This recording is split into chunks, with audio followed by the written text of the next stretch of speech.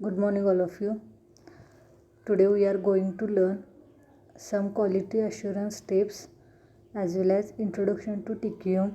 Okay, in our last lecture we have seen about three quality assurance steps or stages, and remain stages will learn in this lecture. Okay, now next stage is stage number 4, product pilot testing. तर बघा, the product is tested against the standards, customer requirements and regularity requirements. Okay, मग बघा आता यामध्ये जर एखादं product जे असतं, मग प्रोडक्ट पायलट टेस्टिंग यामध्ये नेमकं काय होतं, तर जे काय प्रोडक्ट ऑर्गनायझेशनने तयार केले किंवा एम्प्लॉईजने तयार केले ते काय केले जातं, तर स्टँडर्डचा विचार करून किंवा कस्टमरनी ज्या काही गरजा सांगितलेल्या आहेत त्यांचा व्यवस्थितरित्या विचार केला गेला आहे का, त्या कन्सिडरेशनमध्ये घेतल्यात का, ज्या सूचना किंवा ज्या रिक्वायरमेंट्स कस्टमर्सने दिल्यात, आणि त्याचबरोबर ज्या रेग्युलर रिक्वायरमेंट्स असतात तो प्रोडक्ट तयार होण्यासाठी, या सगळ्या गोष्टींची काय केली जाते, त्यामध्ये चाचणी केली जाते किंवा त्याचं टेस्टिंग केलं जातं. And once testing is satisfactory the product is approved. मग बघा, आणि ज्यावेळी टेस्टिंग हे सॅटिस्फॅक्टरी येतं, म्हणजे सगळ्या ज्या काय आधारावरती, सगळ्या बेसिसवरती हे प्रोडक्ट तयार झालेलं असतं, ते समाधानकारकरित्या प्रोडक्ट ओके किंवा व्यवस्थित टेस्टिंग होतं, सॅटिस्फॅक्टरी टेस्टिंग होतं त्याचं, त्यावेळी हे प्रोडक्ट अप्रूव्ह केलं जातं. नेक्स्ट स्टेज आहे बघा 5, process development. Document the list of tasks and activities required for manufacturing.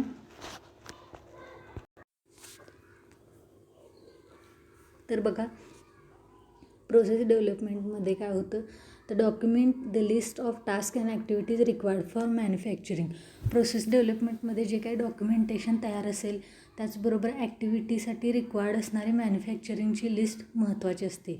The planning at this stage describes responsibilities and timelines for each and every task.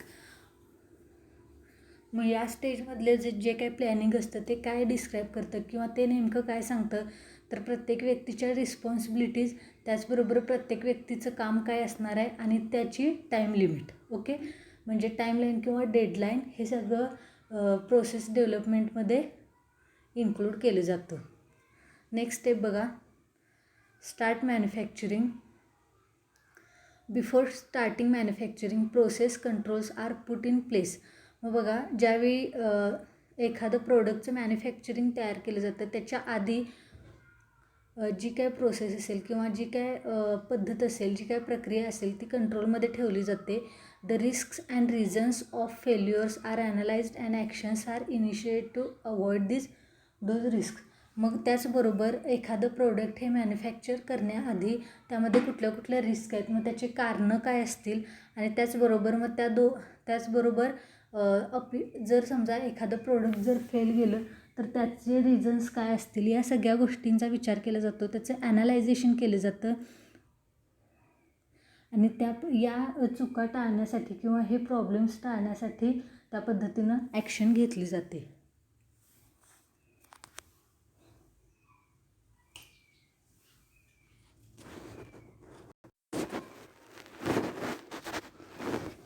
The audits are planned to give feedback to design and manufacturing departments. त्याचबरोबर एक auditing plan केलं जातं, जे instructions देतं किंवा feedback देतं की design department आणि मॅन्युफॅक्चरिंग डिपार्टमेंटला की कशा पद्धतीचा प्रोडक्ट हवा आहे, कशा पद्धतीनं मॅन्युफॅक्चरिंग केलं जावं, या सगळ्या ज्या इन्स्ट्रक्शन्स असतील त्याचा जो फीडबॅक असेल तर तो कोण देतं, तर ऑडिट डिपार्टमेंट. पुढं बघा, नेक्स्ट वन आहे लाईफ सायकल मॅनेजमेंट. लास्टचा पॉईंट आहे बघा यातला, क्वालिटी ॲश्युरन्स स्टेप्समधला शेवटचा पॉईंट आहे life cycle management. All the way through the product life cycle the quality will be periodically observe through inspections and audits. मग बघा, पूर्ण या लाईफ सायकलमध्ये काय होतं, तर प्रोडक्टची क्वालिटी ही पिरियॉडिकली ऑब्झर्व केली जाते इन्स्पेक्शन आणि ऑडिटच्या माध्यमातून. त्याचबरोबर these inputs will result in improvements of the processes or the product design. आणि जो काही रिझल्ट असेल किंवा जो काही इनपुट येत असेल तर त्यामुळं काय होते, उलट तर प्रोसेसेसमध्ये किंवा प्रोडक्ट डिझाईनमध्ये सुधारणा घडवण्यासाठी या गोष्टी केल्या जातात. Customer complaints will be consider for further developments if any. आणि त्याचबरोबर ही जी लाईफ सायकल मॅनेजमेंट आहे या प्रोसेसमध्ये काय होतं की कस्टमरच्या अजून म्हणजे कस्टमरच्या रिक्वायरमेंटचं कन्सिडरेशन करूनसुद्धा समजा एखाद्या प्रोडक्टमध्ये काही डिफेक्ट वगैरे आला तर त्याचासुद्धा परत विचार करून कस्टमरच्या कंप्लेंट्सचा विचार करून पुढची डेव्हलपमेंट जी असते ती केली जाते. पुढचा पॉईंट बघा, third one, introduction to TQM. TQM in example total quality management. आता बघा, जर नोटबुक आणि पेन असेल जवळ तर हे नोट डाऊन करून घ्या की TQM कदाचित तुम्हाला what is the long form of TQM किंवा what is the full form of TQM असं विचारू शकतात. तर TQMचा लॉंग फॉर्म किंवा फुल फॉर्म काय असेल तर total quality management. Total quality management is a management approach to long term success through customer satisfaction. तर बघा TQM म्हणजे काय आहे नेमका, तर टोटल क्वालिटी मॅनेजमेंट हे एक मॅनेजमेंटचा ॲप्रोच आहे किंवा एक दृष्टी आहे किंवा एक पार्ट आहे असं आपण म्हणू शकतो की ज्याच्यातून काय होतं तर लाँग टर्म सक्सेस जर कस्टमरच्या सॅटिस्फॅक्शनमधून मिळवायचं असेल किंवा कस्टमर्सना जर कायम किंवा बऱ्याच काळापर्यंत जर चांगली सर्व्हिस द्यायची असेल तर अशा पद्धतीच्या मॅनेजमेंटचा किंवा या अप्रोचचा विचार केला जातो. In this approach all members of an organization participate and contribute in improving processes, products, services and the culture of organization. मग बघा, ही जी प्रोसेस आहे किंवा हा जो अप्रोच आहे यामध्ये ऑर्गनायझेशनचे सगळे मेंबर एकत्रित येतात, पार्टिसिपेट होतात आणि आपलं कंट्रीब्युशन देतात. कशाच्या संदर्भात, तर ज्या काही प्रोसेसेस इम्प्रूव्ह करायच्या असतील त्या संदर्भात, प्रोडक्टचं काय इम्प्रूव्हायझेशन असेल तर सर्व्हिस चांगली देण्याच्या संदर्भात आणि त्याचबरोबर ऑर्गनायझेशनचं कल्चर जपण्यासंदर्भात. पुढं बघा, आता हे तुम्ही इथं जो तुम्हाला शिक्का दिसतोय टोटल क्वालिटी मॅनेजमेंट, तर अशा पद्धतीचा हा त्यांचं चिन्ह किंवा त्यांचं सिम्बॉल आहे असं आपण म्हणू शकतो TQMचं. ओके, पुढं बघा, फिगर 3.4.4 तुम्ही बघू शकताय नीट यामध्ये. पुढं बघा, प्रिन्सिपल्स ऑफ TQM. मग TQMची काही तत्त्वं असतात ती कुठली आहेत बघूयात. तर फर्स्ट वन आहे बघा, क्वालिटी शुड बी मॅनेज. मग TQMचे जे पहिलं तत्त्व असणार आहे किंवा जे पहिलं प्रिन्सिपल आहे ते काय आहे तर quality should B manage. Quality किंवा जो काही गुणवैशिष्ट्ये असतील त्या प्रोडक्टची ती मॅनेज करणं गरजेचं आहे. This is the first step in TQM to understand that there is a problem and it can be controlled. मग ही पहिली स्टेप आहे जिथं हे लक्षात येतं की तिथं त्या प्रोडक्टमध्ये नेमक्या प्रमाणात काय प्रॉब्लेम आहे आणि तो कशा पद्धतीनं कंट्रोलमध्ये आणायचं आहे किंवा नियंत्रणात आणायचं आहे. सेकंड बघा, people are not the problems but processes are problems. दुसरा पॉईंट आहे, लोक प्रॉब्लेम नसतात किंवा अडथळे नसतात तर ज्या काही प्रोसेसेस असतात त्या प्रॉब्लेमॅटिक असतात. ओके, किंवा ते अडथळे बनतात. म्हणजेच बघा, if processes are not design in the proper way it will cause the problems. समजा जर प्रोसेसेस व्यवस्थित पद्धतीने डिझाईन केल्या गेल्या नाहीत तर त्या काय होऊ शकतात पुढे जाऊन अडचणी किंवा अडथळे. ओके, अँड सेकंड बघा, appointing new employees and training them will not help, processes have to be corrected. बघा, एखाद्या व्यक्तीला अपॉइंट करणं किंवा त्याला तशा पद्धतीचं ट्रेनिंग देणं यामुळं कुठल्याही प्रकारची मदत होत नाही या प्रॉब्लेममध्ये. ओके, प्रोसेसेसच काय असायला पाहिजेत तर करेक्ट असायला पाहिजेत किंवा अप टू मार्क असायला पाहिजेत. पुढं बघा, third one, solve the problems from the root. Patching the problems will not help, we need to reach to its root and solve it.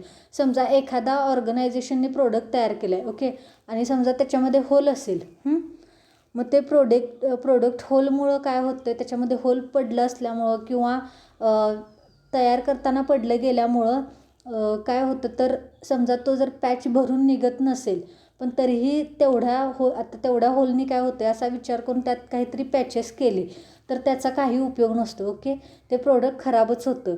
आणि म्हणूनच पॅचिंग करणं एखाद्या गोष्टीला म्हणजे मराठीत आपण काय म्हणतो तर ठिगळ लावल्यासारखं, ओके, किंवा रफू केल्यासारखं. तर अशा गोष्टींनी हे प्रॉब्लेम सॉल्व्ह होत नसतात.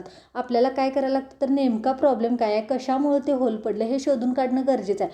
आज एका प्रोडक्टला पडलं, कदाचित दुसऱ्या, तिसऱ्या, चौथ्या, पाचव्या अशा बऱ्याच, मग यामुळे काय होतं तर ऑर्गनायझेशनचं रेप्युटेशन खराब होण्याची शक्यता असते. त्याचबरोबर पुढं जाऊन ऑर्गनायझेशनच्या स्टेटसला म्हणा किंवा मार्केटमध्ये सस्टेन करण्यासाठी ऑर्गनायझेशनला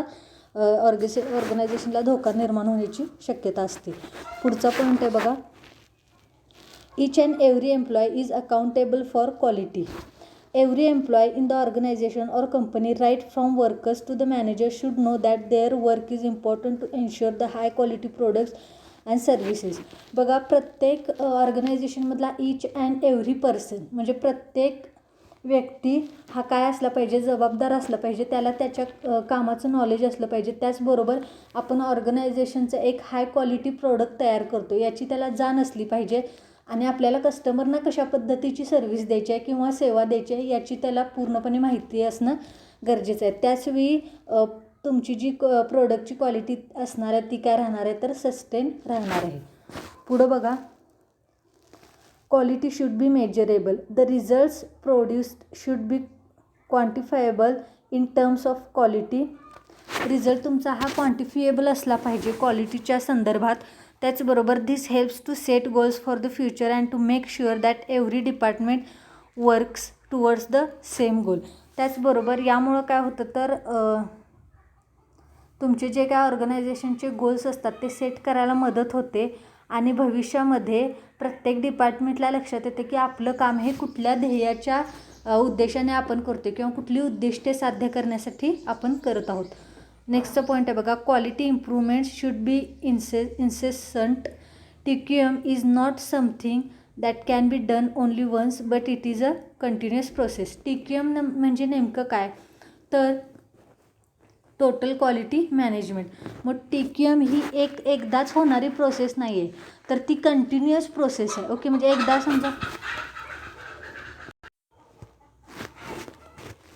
समजा जर एकदा तुमचा प्रोडक्ट तयार झाला की तुमचं काम संपलं किंवा तुमची क्वालिटी मेंटेन करण्याची काय म्हणतो आपण लिमिट संपली असं होत नाही. तर क्वालिटी मेंटेन करणं हे कायमचं राहतं आणि म्हणूनच TQM ही काय आहे तर कायम घडत राहणारी किंवा नेहमी सतत घडत राहणारी प्रक्रिया आहे.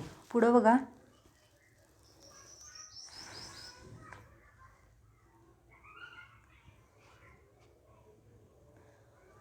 It increases the customer satisfaction and loyalty. त्यामुळं काय होतं तर कस्टमरचं लॉयल्टी असेल किंवा कस्टमरचं सॅटिस्फॅक्शन असेल तर ते या गोष्टीमुळं वाढत असतं. आणि लास्टचा पॉईंट आहे बघा, quality is a long term investment or asset.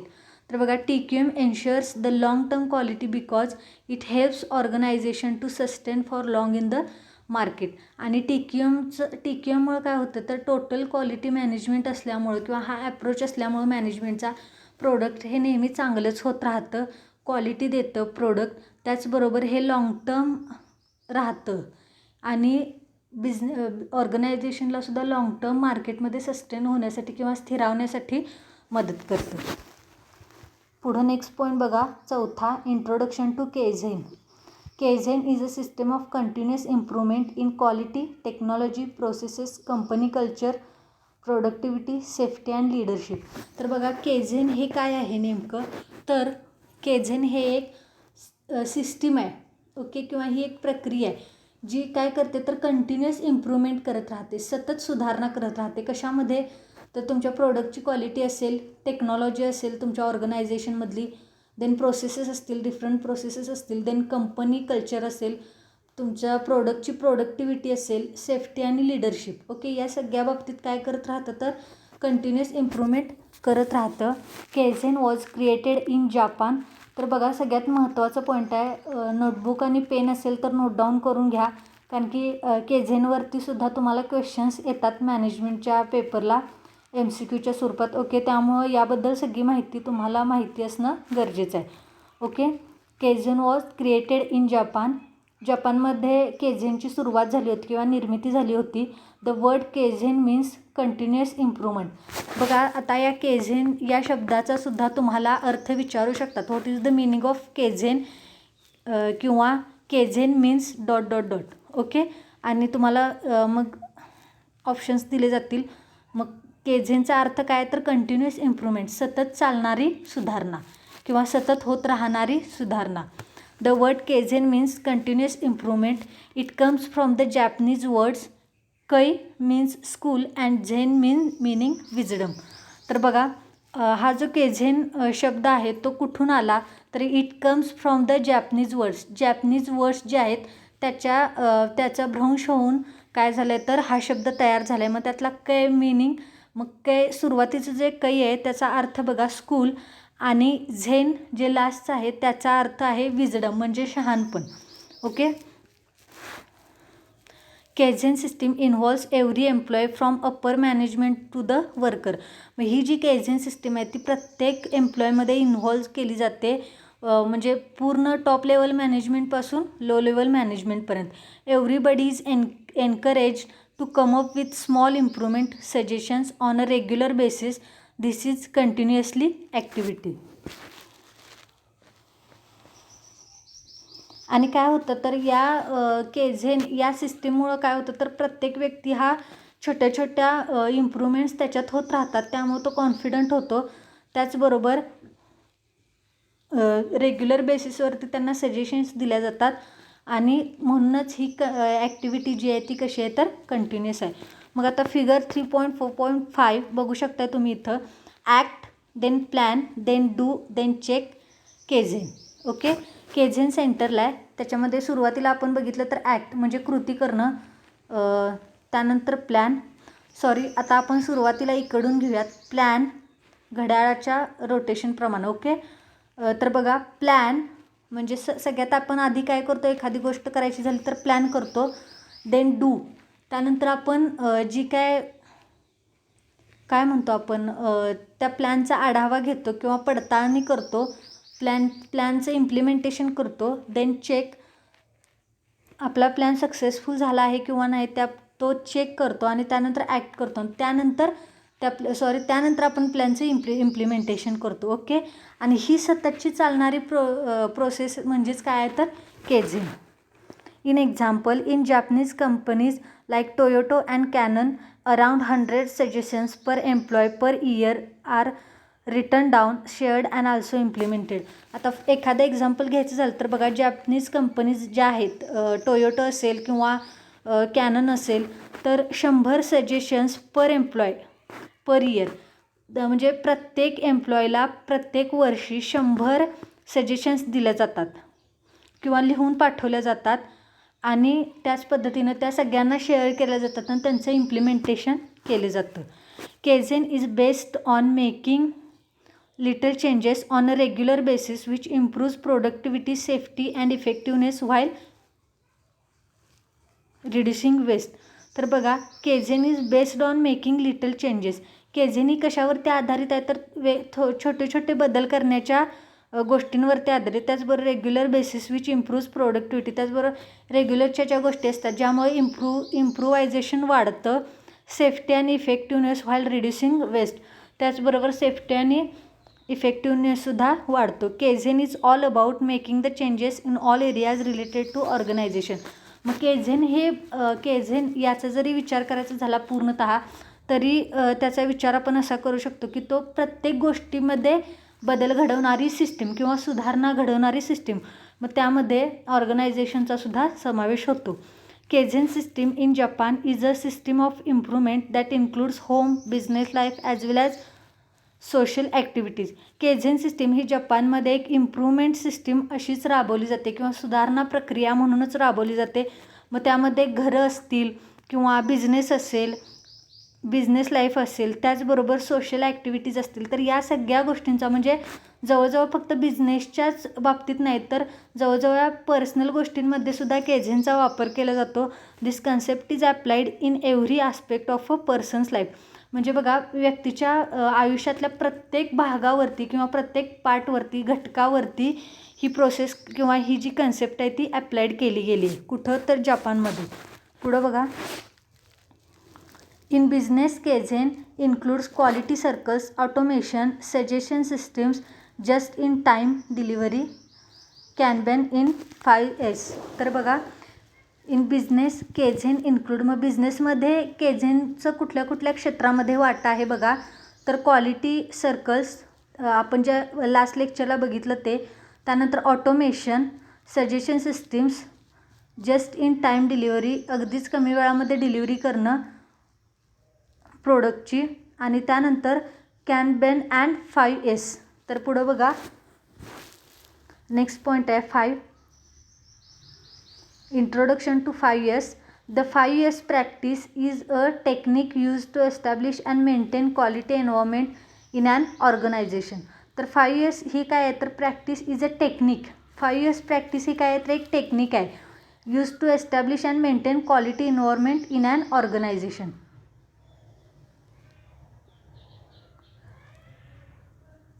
Quality environment हे जे ऑर्गनायझेशनमध्ये असतं एस्टॅब्लिश करण्यासाठी, ते मेंटेन करण्यासाठी 5Sचा वापर केला जातो. प्रोफेसर सॅम हो, the author, has created and established the English names since 1993.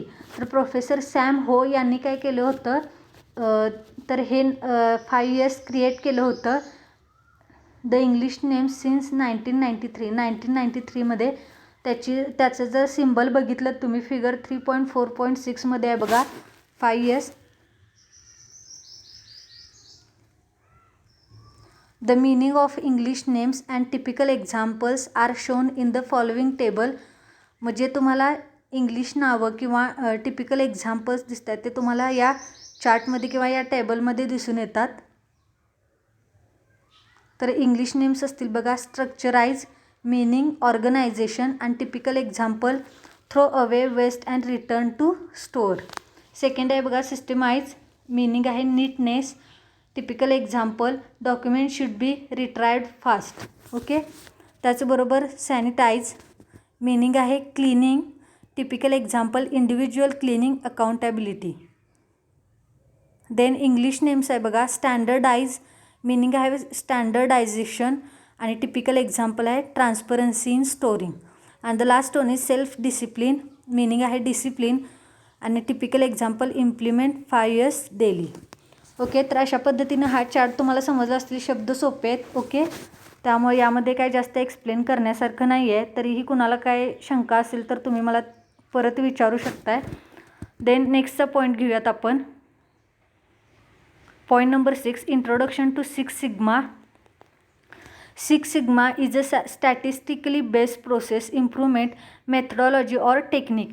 तर 6 सिग्मा ही काय आहे, तर एक स्टॅटिस्टिकली बेस्ड प्रोसेस आहे जी टेक्निक किंवा मेथडॉलॉजी इम्प्रूव्हमेंट करण्यासाठी तयार केली गेली आहे.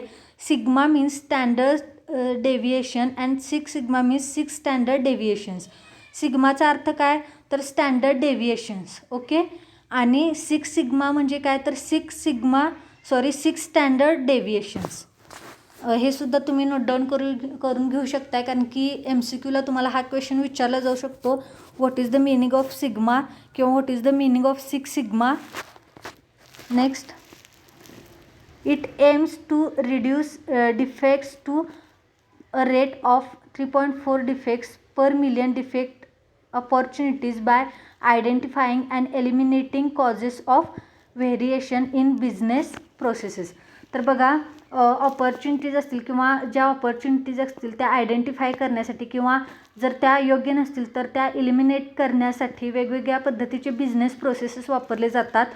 While defining defects, 6 sigma focuses on developing a very clear understanding of customer requirements, so it is very much customer focus. तर बघा, जर 6 सिग्मा डिफाईन करायचं झालं तर हा 6 सिग्मा आहे जो तो कशावरती फोकस करतो, तर जास्तीत जास्त development of customers requirement. Okay, म्हणजे जर विचारात घेतलं गेलं 6 सिग्माला तर तो कस्टमरवरती जास्त फोकस करतो.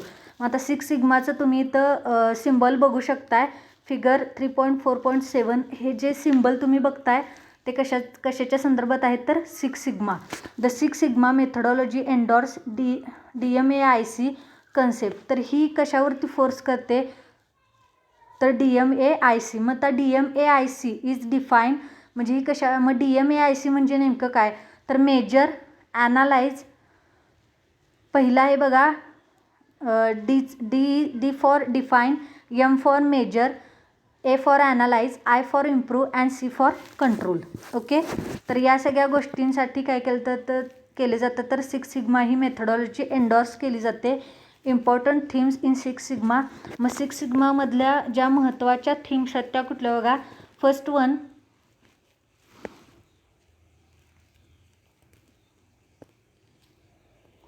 Continuous focus on the customers requirement, सतत कस्टमरच्या रिक्वायरमेंटवरती फोकस राहतो. Second, study of variation in the production process and other business processes. त्याचबरोबर प्रोडक्शन प्रोसेसचा आणि अदर ज्या बिझनेस प्रोसेसेस आहेत त्याचा अभ्यासामध्ये विविधता आणली जाते. थर्ड वन आहे finding the root causes of problems. प्रॉब्लेमच्या मुळाशी जाणं पसंत केलं जातं या पॉईंटमध्ये किंवा या प्रोसेसमध्ये. चौथा आहे बघा emphasis on process improvement. Process इम्प्रूव्हमेंटवरती जास्त भर दिला जातो. फिफ्थ वन आहे practical management focusing on problem prevention. Practically management कशावरती फोकस करतो तर प्रॉब्लेम कशा पद्धतीनं थांबवता येईल या गोष्टींवरती. Then continuous striving for perfection. नेहमी परफेक्शनवरती भर दिला जातो. Then cross functional collaboration within the organisation. Cross functional या ज्या गोष्टी असतात त्या एकत्रीकरण केल्या जातात ऑर्गनायझेशनच्या माध्यमातून. अँड द लास्ट वन आहे बघा सेटिंग हाय टार्गेट्स. तर मोठे मोठे टार्गेट ठेवणं किंवा मोठे मोठे गोल्स बघणं, ऑब्जेक्टिव्स ठेवणं या गोष्टी सेट केल्या जातात या माध्यमातून. Applications of six sigma. मग ॲप्लिकेशन म्हणजे सिक्स सिग्माचा वापर नेमका कुठल्या कुठल्या क्षेत्रामध्ये किंवा कुठं कुठं केला जातो बघा. तर पहिला पॉईंट आहे identify ways to increase production capacities of present equipment.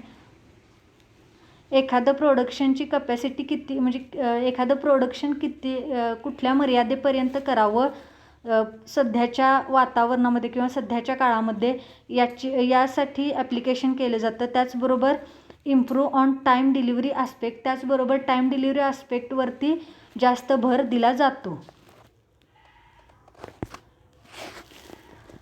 Third आहे बघा reduce cycle time for hiring and training new employees in organisation. नवीन एम्प्लॉईजना ट्रेनिंग देण्यासाठी ऑर्गनायझेशनमध्ये भर दिला जातो. चौथा आहे बघा get better sales forecasting ability. त्याचबरोबर चांगल्या पद्धतीचा सेल देण्यासाठी एक ॲबिलिटी तयार करण्यासाठी या पद्धतीच्या गोष्टी तयार केल्या जातात किंवा याचा वापर केला जातो. देन फिफ्थ वन आहे बघा minimise quality or delivery problems with suppliers. Delivery problem काय असतील किंवा मिनिमम क्वालिटीचा जास्त वापर केला जातो.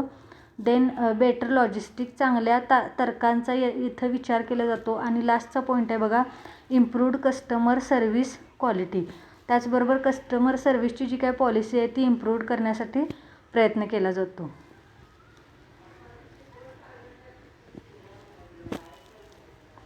तर बघा अशा पद्धतीनं मी इथं हे लेक्चर थांबवते. हा जो राहिलेला पार्ट आहे तो आपण नेक्स्ट लेक्चरमध्ये बघूयात. जर कुणाला काय प्रॉब्लेम असेल, कुणाला काही समजलं नसेल लेक्चरमधला एखादा पार्ट वगैरे तर तुम्ही मला परत तो विचारू शकताय. ओके, जर काही क्युरियस असतील, डाऊट्स असतील तर मला व्हॉट्सअपला तुमचे डाऊट्स पाठवा किंवा पर्सनली कॉन्टॅक्ट करून विचारू शकताय. Okay, next see you in our next lecture. Thank you.